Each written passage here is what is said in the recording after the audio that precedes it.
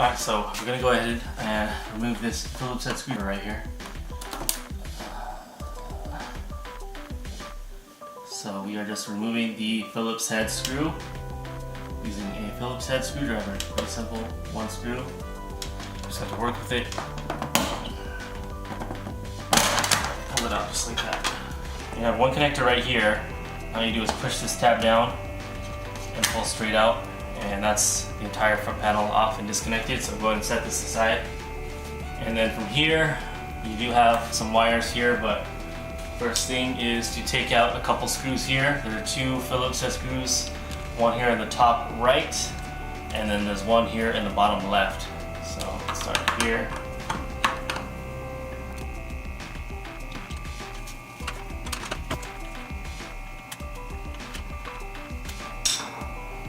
Once you get those two screws out, this pretty much should just pop right out.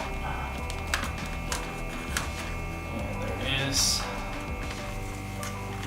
There you go. About 4 different wires you need to disconnect. So right here, same kind of deal. You're just going to need to push down, pull.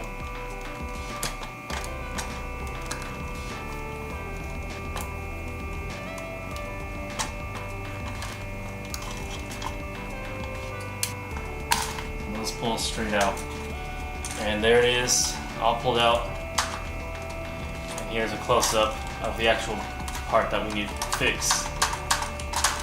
So deep in here, I'm not sure you're gonna make that out, but there's a spring inside, and you can see that it's in 2 pieces, and that should be connected into one. That's why it's not closing as it should.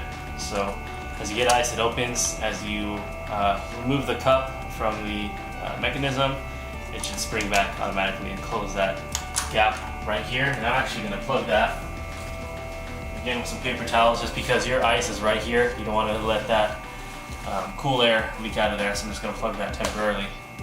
Alright, let's go ahead and get this over to the table and remove this old spring and pop in the brand new one. Alright, so we got everything taken apart. Got the piece here. And real quick, these are the tools you're going to be needing. So you're really only going to be needing mainly a Phillips screwdriver. A flathead does help pry out that whole mechanism. And then you might need some needle nose or just some regular pliers. I just have some wire cutters just in case, but that's pretty much all you'll need to do this job. Not too much, not too fancy, so it's pretty basic. And then you will need, of course, a brand new spring. This I ordered off Amazon, but they also carry it some other smaller sites, and then they also have it on eBay as well. So go ahead and put the model number on the description, but a lot of different brands use this same mechanism here. I believe, well, this is a GE profile, but I believe that Samsung and Kenmore, maybe LG, might even use this exact same model as well, so that's something to keep in mind. Alright, so to take this out, you're pretty much just going to have to flex plastic pieces inward and get it pulled out of there. Alright, to make this a little bit easier on myself, I'm going to pull this out, so this comes out, just slides right up. Get that out of the way.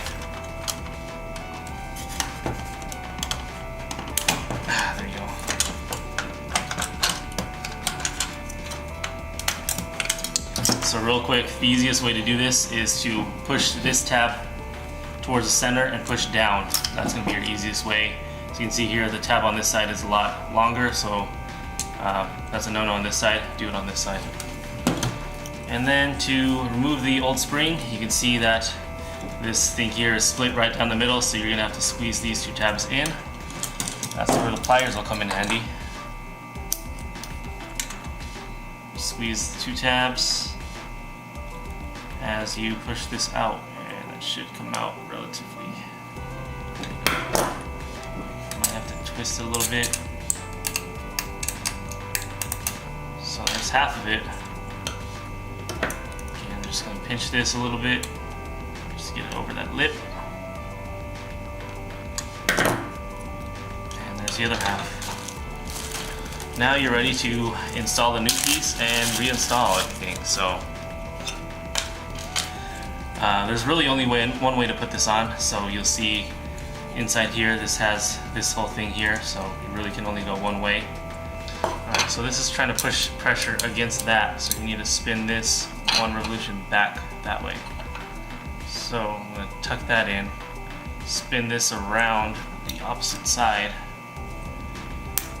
and with some force be able to get this together.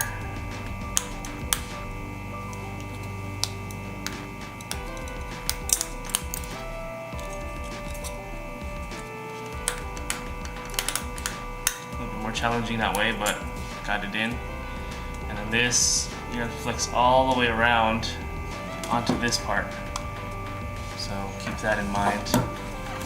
Side with the stick on the end, you got to get in first. Forgot about that.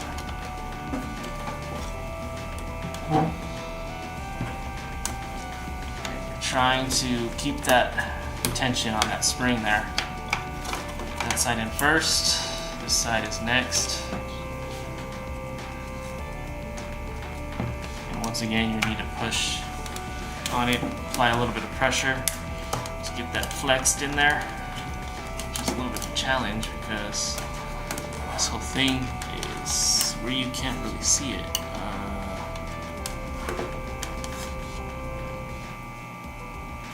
Maybe if I close it a little bit.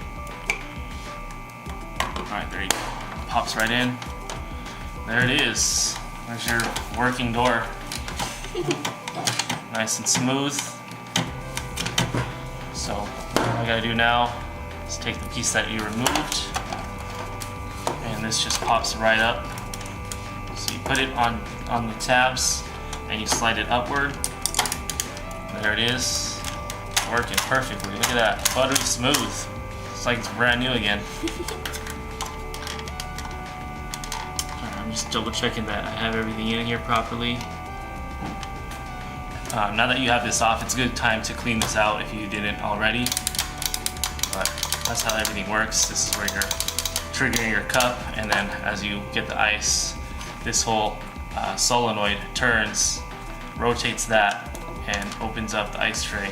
Your ice falls out after you remove your cup, closes right up, and makes that seal against your fridge. It keeps your ice frozen and not melted and leaking down the side of your door. Alright, so let's go ahead and get this thing back onto the fridge door. Put it back together in reverse order. Now, first thing you want to do is remove the little napkins that you put in there. First things first, pink and blue, pink on top. I'm going to slide this back on here, making sure that the contacts are actually sliding in to the ports. Like so, there it is. Alright, getting this over here. Now you're just reconnecting these two wires here. You can go and let that dangle a little bit. They're supporting these wires as well. So again, this is kind of foolproof. So you got a 3-prong connector, and then you got a 4-prong connector. Only goes in one way, one direction. You want to make sure that you hear that definitive click as you put that together, like so. So that's all wired up. Just make sure you get this up and out of the way over here, because that's where the front of your faceplate connects to, so get that out of the way. You don't want to pinch that or crimp it anyway. This is where your water comes out of, so depending on your model, some of the models, the hose is actually in the back. Good to go. Make sure your hose is nice and straight. Just going to grab my 2 Phillips head screws. Again, bottom left and top right. So, get in there. Next up. Top right. These can just get tucked back in here. Alright, so now that this is all done, this is all situated. Again, one connector straight through. Pop that right in there, wait for that click. Now you make sure this wire gets tucked in behind this hose, because this can get pinched if it's either up or hanging down or whatever. So you want to make sure that this is up and out of the way. Just like that, perfect. So as you're pushing this in, I'm eyeballing it real quick. see that nothing's in the way. So all you do is just push this straight into the fridge, and just making sure that these tabs are going in as they should. And there it is. Check the bottom, everything's nice and secure. Goes right in that hole. And you don't need this super snug, it's just to keep the plate from falling out. And forward. Alright, that's it. So now all I gotta do is plug it in, and I'm gonna test the ice machine. Alright, so up here on my faceplate, I'm gonna select ice. Here's a moment of truth right here.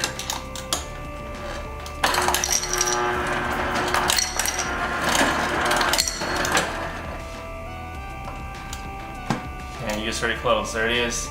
Alright, so as you can see here, this works. You could hear the door closing as I pulled the cup away.